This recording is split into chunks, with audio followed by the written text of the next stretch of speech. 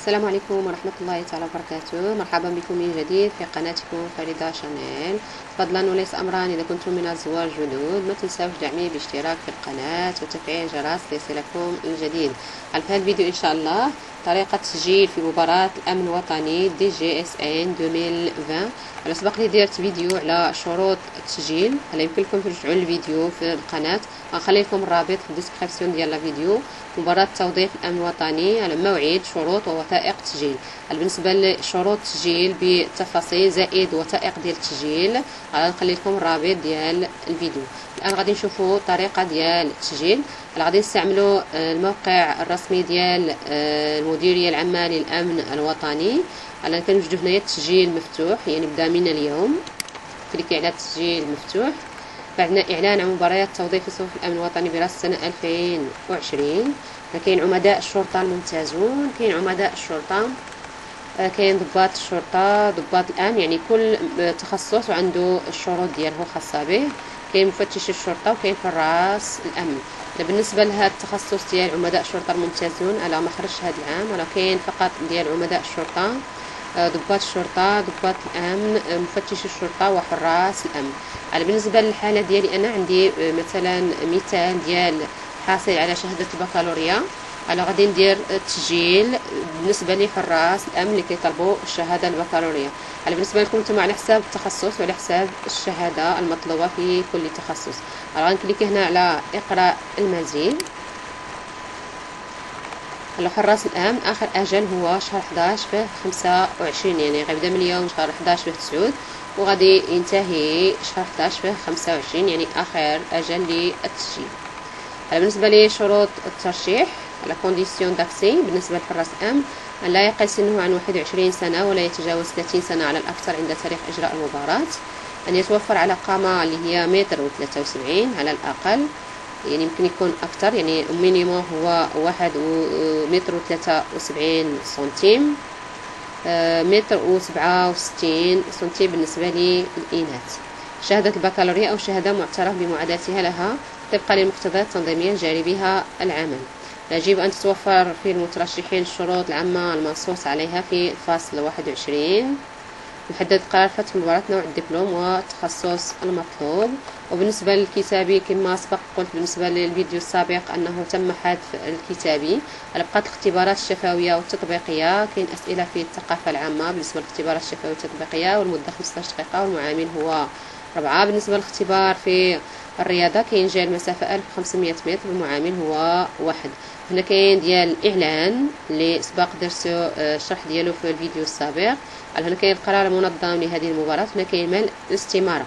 بالنسبة لنا نديرو التسجيل، إذا خصنا نديرو مال الاستمارة نكليكي على مال الاستمارة.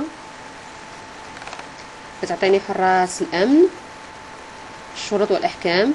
يرجى الإجابة على جميع الأسئلة بدون استثناء وبدقة، وذلك حتى نتمكن من تقييم طلبي. في حالة عدم مطابقة البيانات سيتم إلغاء ملف الترشيح. يرجى أن تكون الصورة الشخصية حديثة وملونة، يعني بكولور.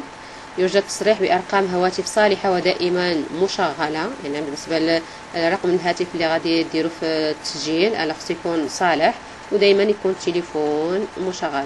يوجد تصريح بعنوان إلكتروني صالح، يعني بالنسبة للعنوان الإلكتروني اللي غتدخل خصو يكون أيضا صالح. على تحذير كل محاولة اختراق للموقع سيتم معاقبة صاحبها وفقا للقوانين الجاري بها العمل.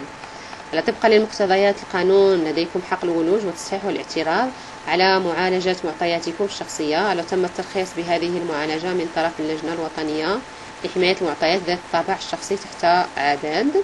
هنا دير كل شيء قرأت ووافقت على الشروط العامة لاستعمال بوابة مباريات التوظيف، خاصة الجزء المتعلق بحماية المعطيات كما سبق شرت.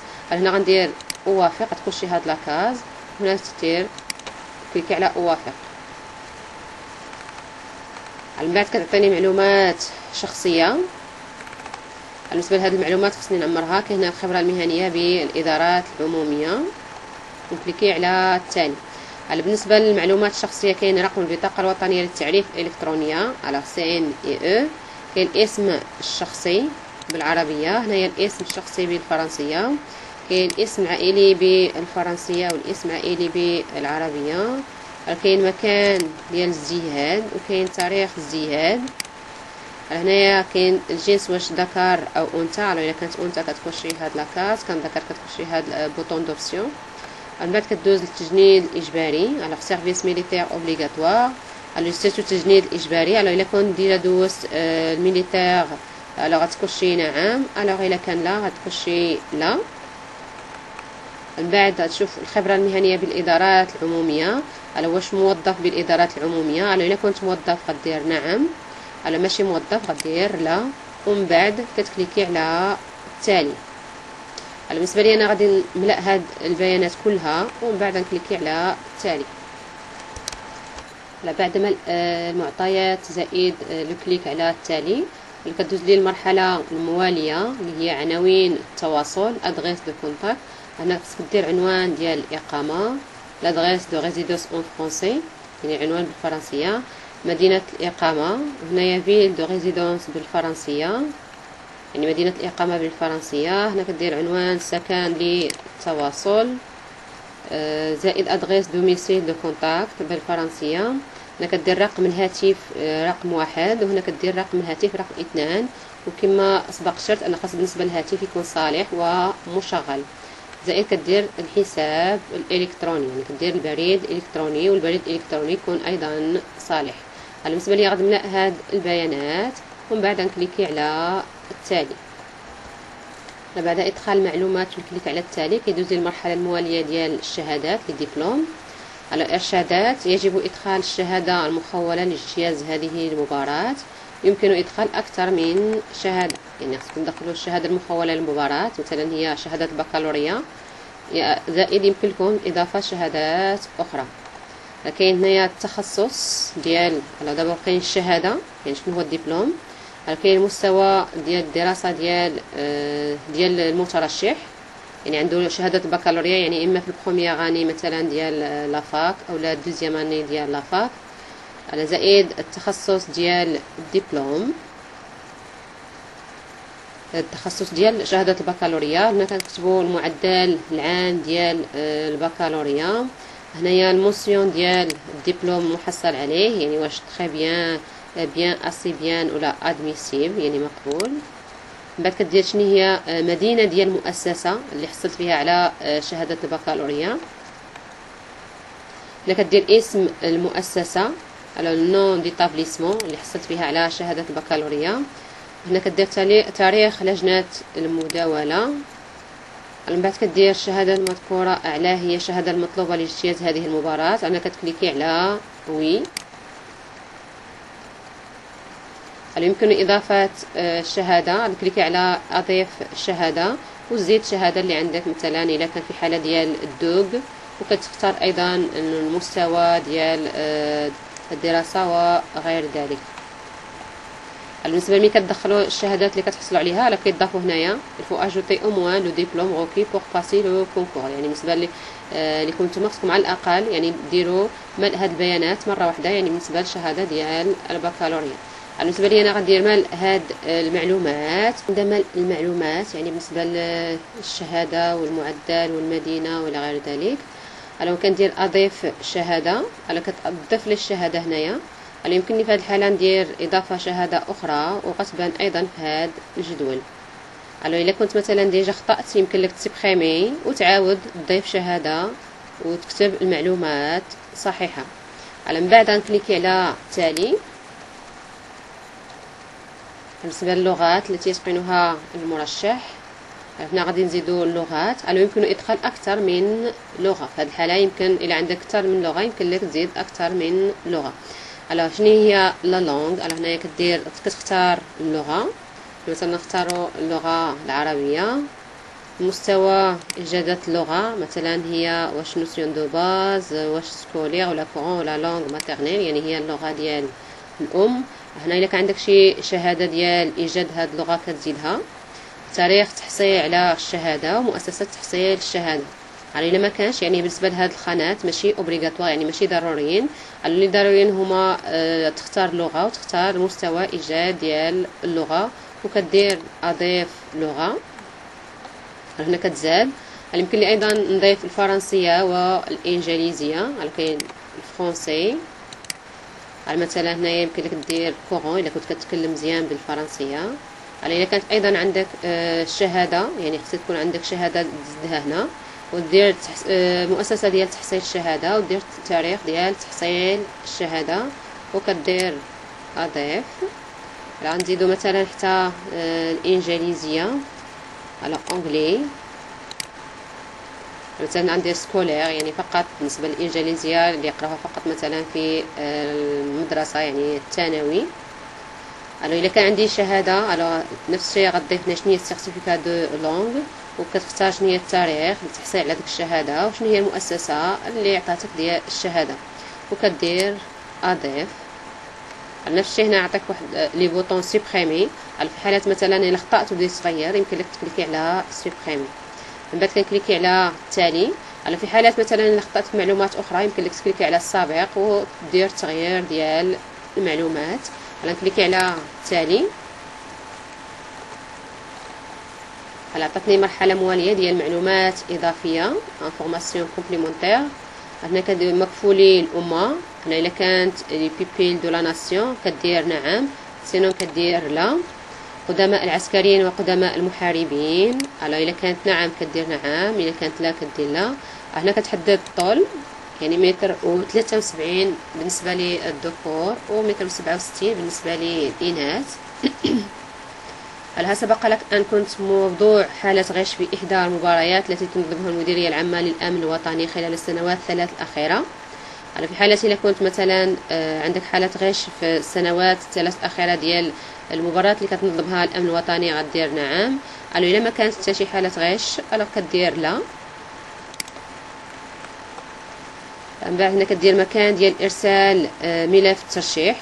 وبالنسبه للمكان ديال ارسال ملف الترشيح خص يكون في المديريه ديال الامن الوطني اللي قريبه على المكان ديال السكن ديالك.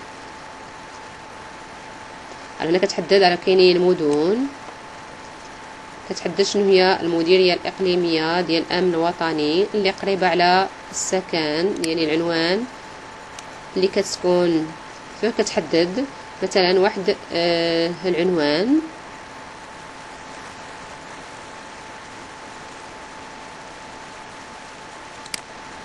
مثلا بالنسبه لي انا اخترت سلا مدينه.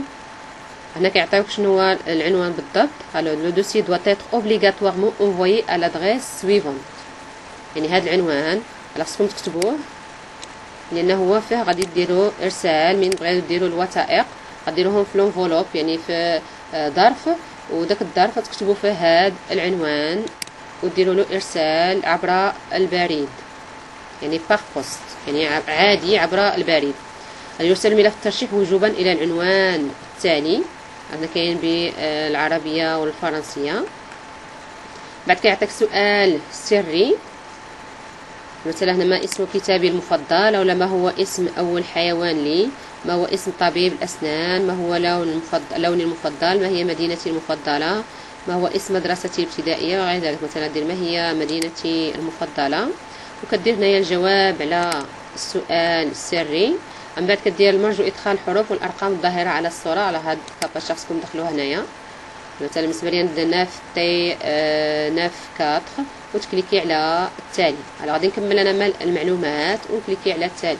من بعد لو كليك على التالي كيعطيك لقد اخترت العنوان. هنا كاين انتباه، لقد اخترت العنوان التالي لارسال الملف ترشيحك عبر البريد العادي، يعني في الحاله ديروا باغ بوست ويكون عادي، يعني ماشي ريكوموندي. هنا كتخصكم هذا العنوان تسجلوه، ومن بعد كدير تاكيد، او الا كنت مثلا خطا شي معلومات كدير رجوع. بالنسبه لي غندير تاكيد. فانتباه لإتمام خطوات التسجيل، المرجو مراجعة معطياتكم ثم الضغط على زر طلب التحقق من المعطيات. هنا ندير متابعة.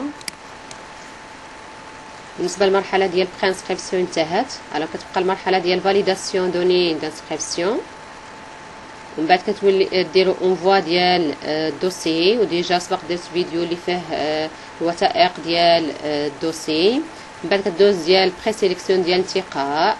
من بعد كدوز المرحله ديال اكسبتي او لا نون اكسبتي. هنا كيعطيكم رقم ديال التسجيل. هذا الرقم خصكم ضروري تحتفظوا به، لان به غديروا التتبع ديال الطلب ديالكم. هنا ارشادات: يرجى الاحتفاظ برمز التسجيل الخاص بكم، يعني هذا الرمز هذا من أجل تتبع طلبكم. للتحقق من صحة أرقام الهواتف التي أدخلتها لإتمام خطوات التسجيل، المرجو الضغط على زر طلب التحقق من المعطيات. لطباعة هذه الاستمارة المرجو الضغط على زر طباعة الاستمارة.